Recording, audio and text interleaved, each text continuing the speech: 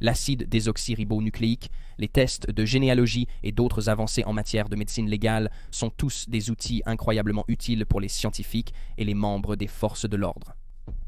De tels tests fiables sont nécessaires pour mettre les criminels derrière les barreaux.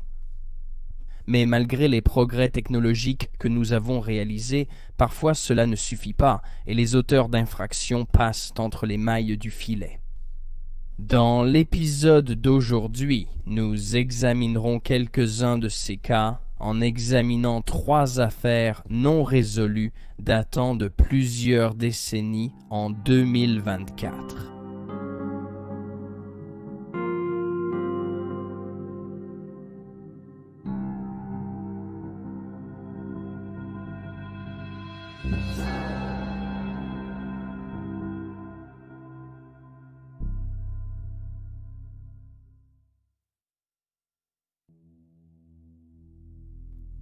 Mary Margaret Cook.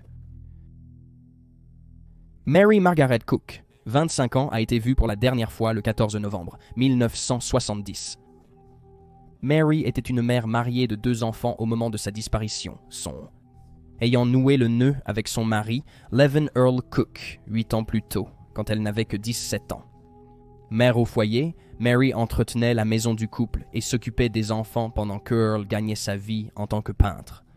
Il quittait souvent la maison du couple à Highland City, en Floride, et voyageait pendant la semaine pour divers emplois avant de revenir pour le week-end. Mary a été vue pour la dernière fois en train de quitter la résidence du couple à Highland City pour faire ses achats de Noël au magasin GM Fields à Lakeland, mais elle n'est jamais revenue. Selon sa page Doe Network, elle avait renoncé à une sortie en camping en famille ce week-end-là parce que son mari l'avait appelé pour lui dire qu'il serait à la maison. Le véhicule de Mary, une Cadillac blanche de 1959, a été retrouvé abandonné sur le parking du magasin le lendemain de sa dernière apparition et peu de temps après qu'elle a été signalée disparue. Il contenait son portefeuille et son sac à main, mais les $200 que Earl prétendait lui avoir donnés pour les cadeaux manquaient. De plus, les alliances de Mary ont été retrouvées à la maison. C'était inhabituel car elle les portait tous les jours et les enlevait rarement. Les enquêteurs n'ont trouvé aucun témoin. Le jeune homme de 25 ans ne semblait jamais être entré dans le magasin.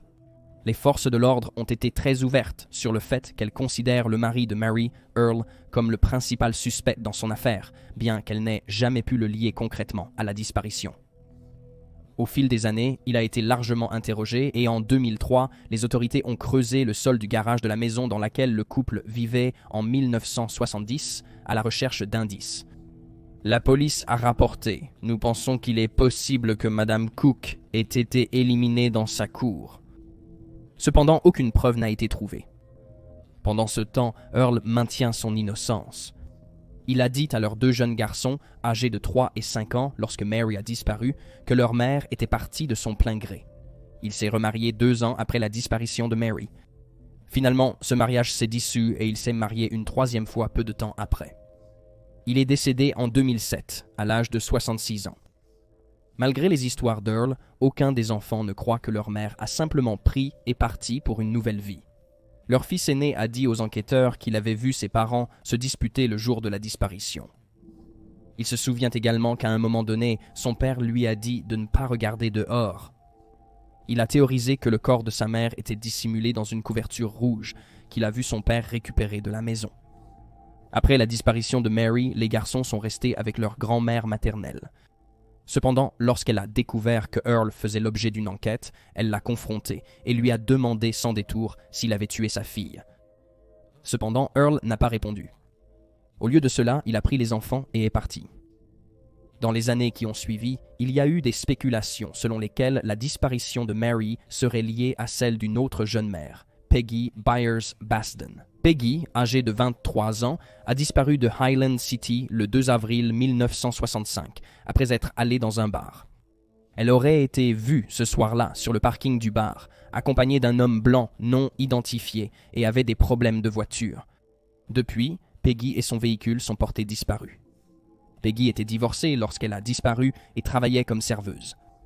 Ses enfants ont été élevés par sa sœur et son beau-frère, après qu'elle a disparu. Les enquêteurs n'ont jamais identifié de suspect. Malgré certaines similitudes entre les deux femmes, elles avaient des âges similaires, vivaient dans la même ville, étaient toutes deux mères et avaient toutes deux disparu après avoir quitté leur maison. Rien d'autre n'a lié ces deux affaires. Les autorités ne croient pas que les deux femmes se connaissaient, et le cas de Mary semble beaucoup plus clair et net comparé à celui de Peggy. Mary Cook, 25 ans, a été vue pour la dernière fois à Highland City, en Floride, le 14 novembre 1970. Elle est décrite comme une femme moitié blanche, moitié amérindienne, avec des cheveux bruns et des yeux bleus ou noisettes. Elle mesure 1,50 m et pesait environ 65 à 68 kg lorsqu'elle a disparu. Elle portait peut-être une robe verte lorsqu'elle a disparu. Mary a besoin de lunettes pour voir et porte souvent des montures œil de chat et elle a une marque de naissance à l'extérieur de sa jambe droite au-dessus de sa cheville. Ces pages, Charlie Project et Doe Network notent qu'elle aurait pu être enceinte lorsqu'elle a disparu. Si vous avez des informations sur la disparition de Mary ou celle de Peggy, vous pouvez laisser un tuyau avec les Polk County Crime Stoppers au 1-800-2-268-477 ou appeler le bureau du shérif du comté de Polk au 226-0344.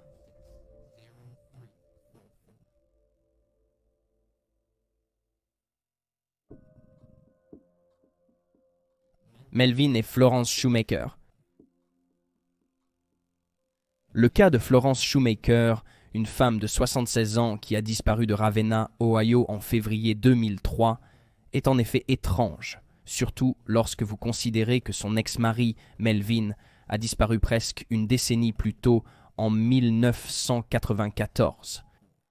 Melvin Shoemaker a été vu pour la dernière fois à Parkman, Ohio, le 11 avril 1994. Malgré avoir pris son portefeuille et ses clés, il a laissé derrière lui la majorité de ses autres possessions, dont ses véhicules. Selon le projet Charlie, Melvin avait une relation tendue avec le fils du couple, Glenn Roger Shoemaker. Moins de 2 décennies plus tôt, en 1978, Melvin avait noté dans un journal qu'il avait failli être licencié de son travail après que son fils et sa femme l'avaient enfermé dans la maison et lui avaient interdit d'aller travailler.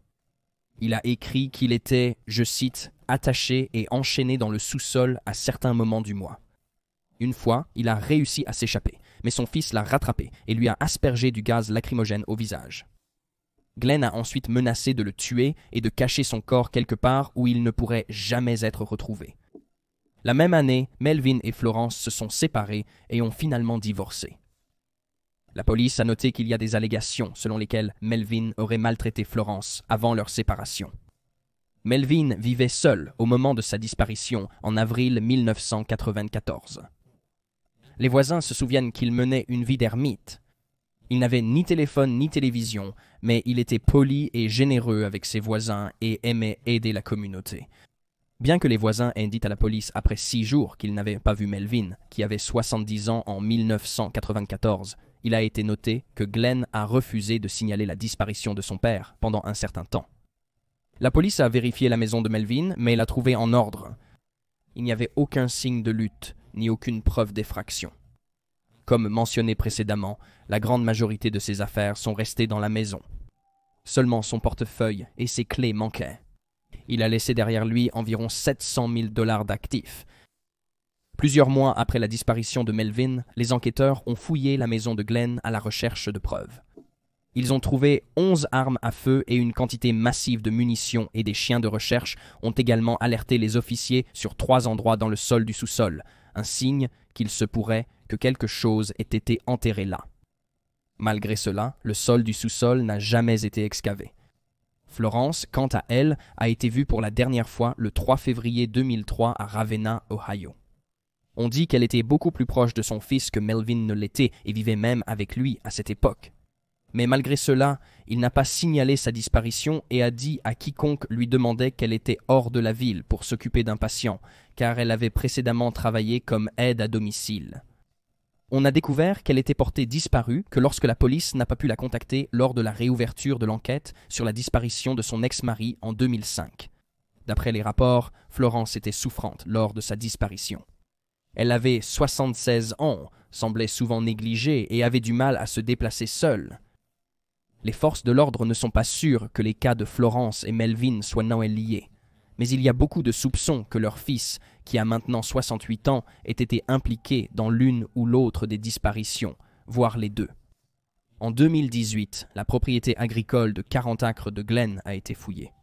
Il semble que cette recherche ait peu abouti, mais la police a remarqué que malgré le fait que Glen ait reçu la majeure partie des actifs de Melvin, il vivait sans électricité, sans eau courante et sans téléphone.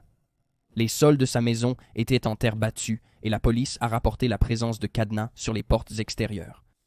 On dit que la maison est en mauvais état, à l'intérieur comme à l'extérieur. Melvin Shoemaker est porté disparu depuis le 11 avril 1994 de Parkman, Ohio. Il est décrit comme un homme blanc aux cheveux bruns, grisonnants et aux yeux marrons. Il avait 70 ans lorsqu'il a disparu et portait une petite barbe à l'époque. Il mesure environ 5 pieds 9 et pesait entre 200 et 250 livres lorsqu'il a été vu pour la dernière fois. Son ex-femme, Florence, a été vue pour la dernière fois le 3 février 2003 à Ravenna, Ohio. Elle est décrite comme une femme blanche aux cheveux bruns et aux yeux bleus. Elle mesure 1,70 m et pesait environ 70 kg quand elle a disparu. Elle avait 76 ans quand elle est décédée. Et son nom de jeune fille est Converse. Toute personne ayant des informations sur la disparition de Melvin Shoemaker ou de son ex-femme Florence peut contacter le bureau du shérif du comté de Portage au 330-2965-100.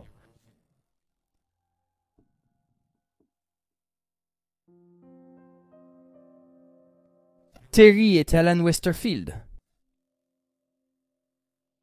Terry Westerfield, âgé de 11 ans, et son frère Alan, âgé de 7 ans, ont été vus pour la dernière fois à Fayetteville, en Caroline du Nord, le 12 septembre 1964, lorsque leur beau-père les a déposés au théâtre Broadway sur Hay Street pour voir un double programme. Les détails de comment ou quand ils ont disparu sont au mieux flous. Il n'est pas clair si les garçons sont entrés dans le théâtre avant de disparaître ou s'ils ont disparu dans les rues. Même les témoignages des témoins peinent à éclairer les détails plus précis de l'affaire, car certains employés du théâtre se souviennent avoir vu les garçons à l'intérieur, mais pas les autres. Comme ils étaient des clients réguliers du cinéma, ils auraient été facilement reconnaissables. Les enquêteurs ont interrogé le beau-père des frères, Carl Bock, juste après leur disparition, car il était le dernier à les avoir vus vivants. Il a prétendu avoir déposé les enfants vers 4 heures de l'après-midi, et lorsqu'il est allé les chercher plusieurs heures plus tard à 8 heures, il n'a pas pu les trouver. Cependant, il est à noter que Bock a déclaré qu'il avait attendu dans son véhicule garé jusqu'à 9h30 du soir. Il n'est pas sorti pour chercher les enfants et n'est pas entré dans le théâtre pour demander au personnel s'il les avait vus. Ce n'est que tard dans la nuit, à 2 heures. La mère du garçon a signalé leur disparition. Elle et Bock étaient séparés à ce moment-là. Les forces de l'ordre, y compris la police de Fayetteville, les autorités de Fort Bragg et des dizaines d'autres, ont participé à la recherche extensive des 2 jeunes garçons. Bien que les indices aient continué d'arriver aux enquêteurs, aucune piste sérieuse n'a jamais émergé. Les enquêteurs ont examiné des voitures spécifiques aperçues dans certains quartiers, y compris un véhicule étrange et non identifié aperçu près de la maison des garçons avant leur disparition, et ils ont interrogé de nombreuses personnes qui croyaient avoir vu les enfants. Même le Federal Bureau of Investigation a été impliqué, mais malgré tout, la disparition est restée un mystère. Les enquêteurs n'ont trouvé aucun indice et les corps des garçons n'ont jamais été retrouvés. Quelques jours seulement après la disparition, le chef de la police de l'époque a déclaré à l'Observateur de Fayetteville « Nous avons vérifié chaque piste que nous avions et nous sommes toujours face à un mur. » Les jours ont passé, puis les semaines, puis les mois.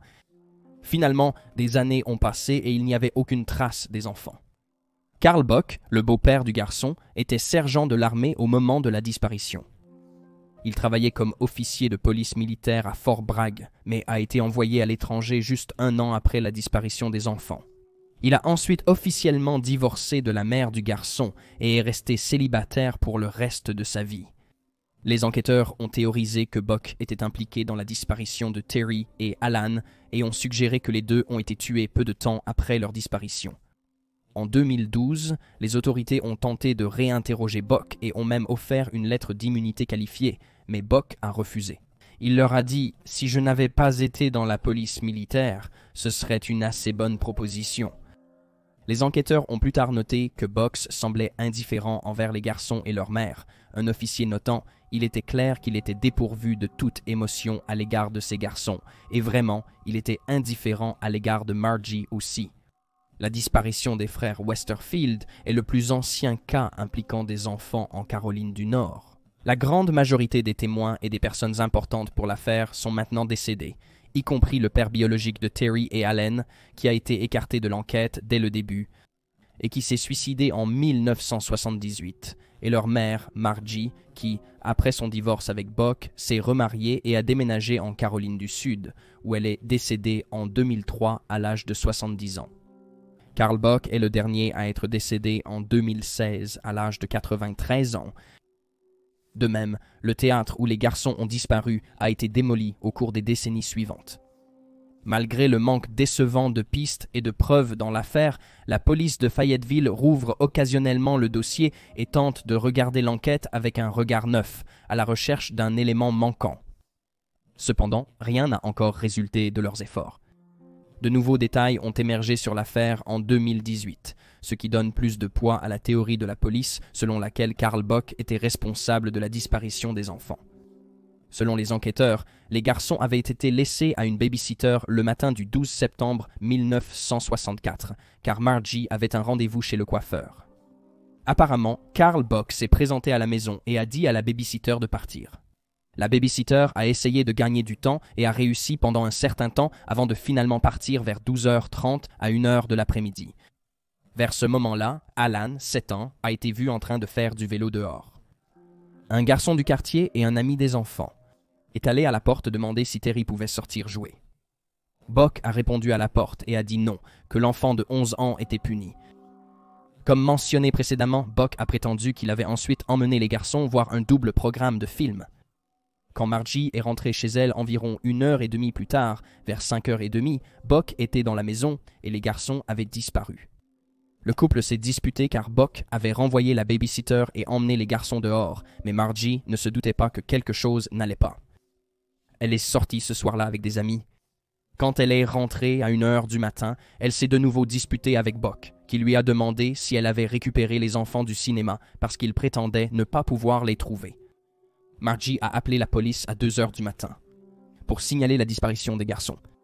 Lors d'une interview, celle où on lui a offert une lettre d'immunité qualifiée, Bock aurait déclaré « Vous savez, j'étais le dernier à les voir vivants. » De nombreux policiers ont pris cela comme une sorte d'aveu, mais malgré tout, Bock n'a jamais été inculpé en relation avec l'affaire et les corps d'Alan et Terry n'ont jamais été découverts.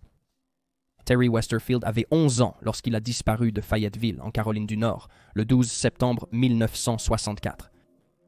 Son frère Alan n'avait que 7 ans. Terry est décrit comme étant un homme blanc aux cheveux roux et aux yeux bleus, avec des taches de rousseur sur le visage et une cicatrice d'appendicectomie sur l'abdomen. Il lui manque aussi une dent permanente dans la mâchoire inférieure.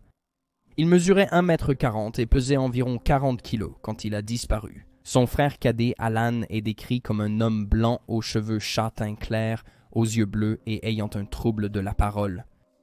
Il mesurait 1,19 m et pesait environ 36 kg au moment de la disparition. Si vous avez des informations sur la disparition des frères Westerfield, vous pouvez contacter le bureau du shérif du comté de Cumberland au 9 10 323 1500. Et voilà les faits. Partagez vos théories et spéculations dans les commentaires ci-dessous. Et n'oubliez pas d'aimer cette vidéo et de vous abonner pour soutenir la chaîne. Merci d'avoir regardé. Restez vigilants, restez en sécurité et je vous verrai la prochaine fois.